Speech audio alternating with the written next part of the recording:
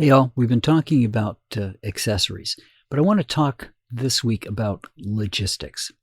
It's great to have all those accessories, but what can you take with you depending on the job? Now, I have a large case that has all of my lighting in it. Not my flashes because they're smaller and they sit in the bag, but it has all of the big lighting that I've got. The case is even big enough for me to have the background and the piece to hold up the background for me. So that's all in one case. That case is 4 feet long. That case is not lightweight. So if I'm going to a fixed location, for example, a hotel room or a studio or some other space of that nature, that's not too bad to bring along, right? It's got wheels on it. I can lift it up, throw it in the car, haul it to where I need to go, set up all my stuff, put it back in the bag and take it out. If I had umbrellas, which I don't typically use, they would probably have enough room in that case to fit. But if I'm going out and I'm doing an event, odds are I'm going to travel as light as I possibly can. That may mean if you had an umbrella, you could take it, right?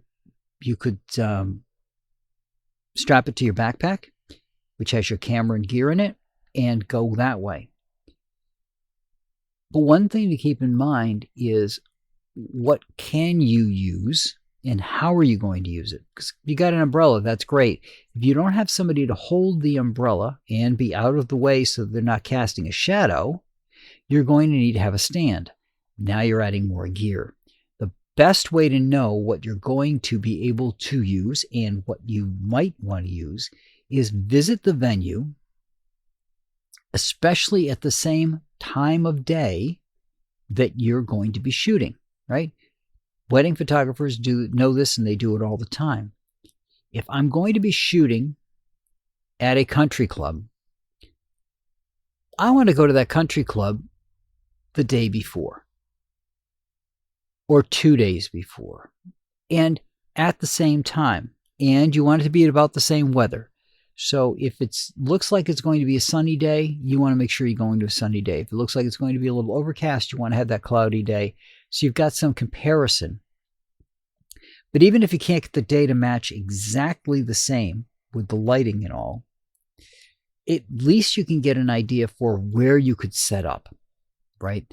If you're going to be using an umbrella, you need that umbrella to sit on something. If it's going to be a stand, then you're going to need to have something that the stand can sit on that's not soft ground, for example.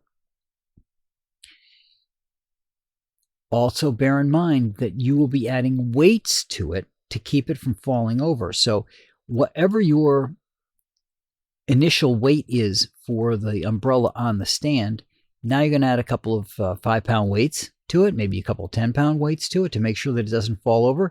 Now you're adding 20 or 30 pounds to the ground that it's going to be sitting on. So you want to make sure that you've got a way of making sure that that's not going to go down. Now, a way to do that, right, is to spread out the force. If you hit something with a knuckle, all that force is on that knuckle.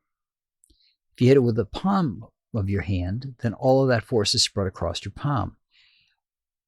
You can put something underneath the small legs of those tripods to spread that weight around.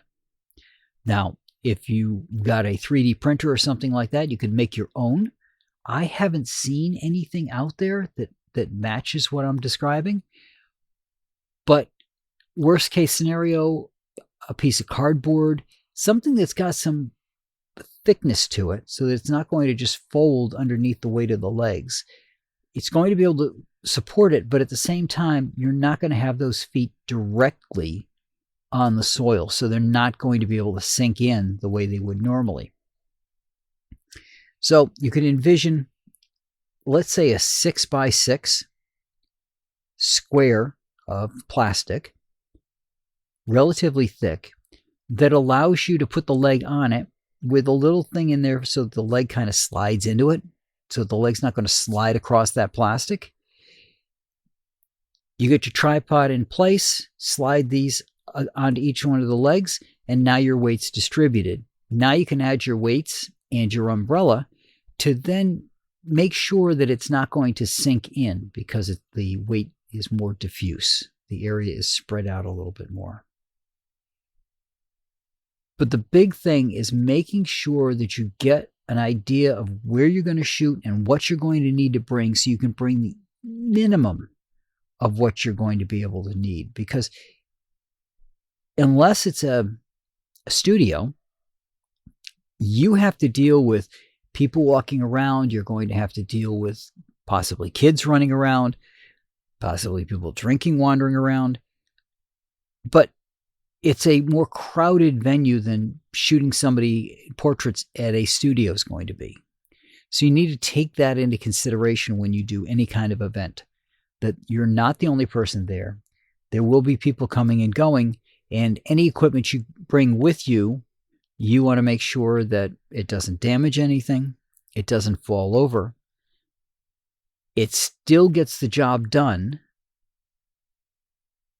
and is easy to bring in and pack up and take home. So that's what I got for you for logistics this week, and I'll talk to you guys next week.